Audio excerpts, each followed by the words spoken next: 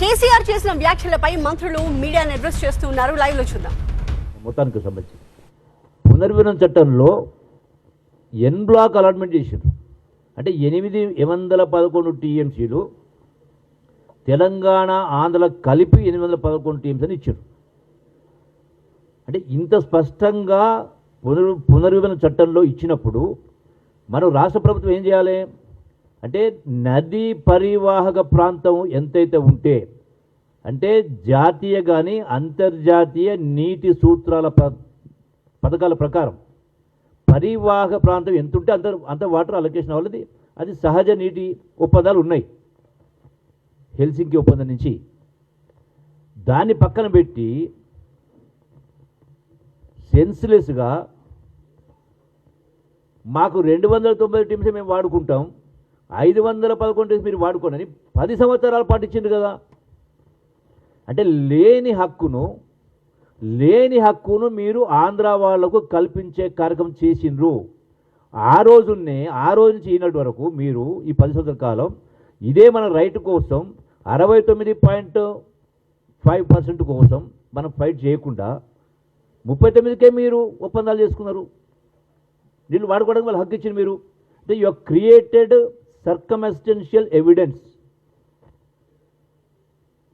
ఆంధ్ర వాళ్ళ ఒక సాక్ష్యం కింద మీరు చూపించే కార్యక్రమం చేశారు. దానికి తోడు మీరు అది రెండవది ఇంకో తప్పిదం చేశారు. ఈ ప్రాజెక్ట్ కోసం 45 టీఎంసీలు మైనర్ ఇరిగేషన్ సేవింగ్స్ ద్వారా మేము దీన్ని పాలమూరు వాడుకుంటామన్నాడు. మైనర్ ఇరిగేషన్ తెలంగాణకు సంబంధించిన మైనర్ ఇరిగేషన్లో 45 టీఎంసీలు మాకు మిగులుతున్నవని చూపిస్తే రేపు ట్రిబ్యునల్ ఆర్డర్లో కానీ కోర్టులలో కానీ మీకు 40 టీమ్స్ అదనంగా ఉంది కదా అని దాన్ని కట్ చేసే అవకాశం లేదా? మనం నష్టపోవా? అందుకే మీరు అసలు ఫస్ట్ ఎన్విరాన్మెంటల్ క్లియరెన్స్ తీసుకొని అసలు మీరు ప్రాజెక్టు ముందుకు తీసుకెళ్లే కార్యక్రమం చేసి ఉంటే మన నిధులతోటి, కేంద్ర ప్రభుత్వం నిధులు ఉన్నప్పుడు మనకు అన్ని క్లియరెన్స్ అవసరం, కేంద్ర ప్రభుత్వ నిధులు అవసరం లేనప్పుడు మనకు ఒక అవకాశం ఉండింది. దాని మీద జారబిడ్చే కార్యక్రమం చేశారు. మిగతా 45 టీంలు 90 టీమ్స్ అంటారో మిగతా 45 టీమ్స్లు ఏదో గోదావరి వాటర్ను పోలవరం ద్వారా వట్టిసీమకు సంబంధించి ఆంధ్ర రాష్ట్రం వాడుకుంటా ఉన్నప్పుడు ఏదైతే 80 టీమ్స్ మిగులుతూ ఉన్నాయో అందులో 40 టీమ్లు తెలంగాణ వాటాని. అంటే మైనర్ ఇరిగేషన్ 45 టీమ్స్ సేవింగు, అట్లాగే గోదావరి అడిషనల్గా అయితే మనకు సేవింగ్ వస్తూ ఉందో వట్టిసీమ ద్వారా వస్తుంది 40. ఈ 90 టీమ్స్ ద్వారా మాకు నీళ్ళు ఇవ్వడితే ఇది ఆల్రెడీ ఇప్పటికే ట్రిబ్యునల్ ఉంది.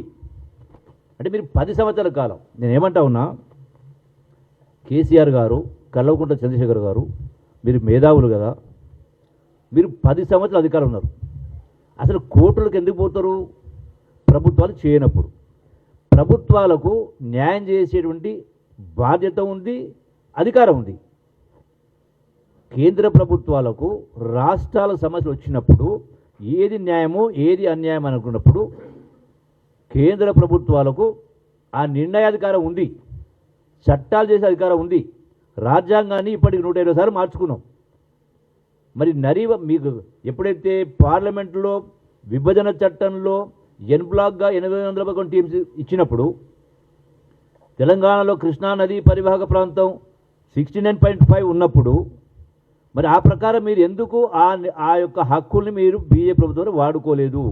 మీరు బీజేపీ బీఆర్ఎస్ రెండు కలిసి అంటగాగినాయి కదా, అందులో భాగంగానే కదా మీరు నోట్ల రద్దుకు సపోర్ట్ చేసినారు, జిఎస్టీకి సపోర్ట్ చేసినారు, ప్రెసిడెంట్ ఆఫ్ ఇండియా ఎలక్షన్కి బీజేపీ సపోర్ట్ చేసినారు, వైస్ ప్రెసిడెంట్ ఆఫ్ ఇండియా ఎలక్షన్లో బీజేపీ సపోర్ట్ చేసినారు. అంటే అడుగడుగున ప్రతి సందర్భంలో మీరు బీజేపీ సపోర్ట్ చేసినప్పుడు మరి ఎందుకు మీరు ఈ హక్కును మనం కేంద్ర ప్రభుత్వం దీన్ని చట్టాన్ని సవరించి మనకు హక్కు ఇవ్వలేదు? ఏ ట్రిబ్యునల్స్ అయినా ఏర్పాటు చేసింది కేంద్ర ప్రభుత్వమే కదా. కేంద్ర ప్రభుత్వం ఏ ట్రిబ్యునల్ ఏర్పాటు చేయొచ్చు, రద్దు కూడా చేయొచ్చు. అంటే పార్లమెంటుకు హక్కు ఉంది, అధికారం ఉంది. అయినా మీరు ఎందుకు వద్దని మరి చేయించుకోలేకపోయినారు? మీరేదో గొప్పగా సాధించినట్టుగా 10 సంవత్సరాల ప్రభుత్వం ఈ కేసీఆర్ ఈ రోజున రేవంత్ రెడ్డి గారు 2 సంవత్సరాల ప్రభుత్వం చేయనట్టుగా దద్దమ్మలని మాట్లాడతారు. వీళ్ళు దద్దమ్మలు ఎవరు? మీదే మీ వైఫల్యం స్పష్టంగా కొట్టొచ్చినట్టుగా కనపడతా ఉంది. మీరు మీ అల్లుడు గారు, ముఖ్యమంత్రి గారు ఇరిగేషన్, రెండవ పర్యాయం రెండు మీరే. రెండవది మరి 2018 నుంచి 23 దాకా కూడా అటు ఆంధ్రలో జగన్ ప్రభుత్వం ఉన్నది. మీరే మాట్లాడిండ్రు కదా రాయలసీమ రతనాల సీమ చేస్తామని.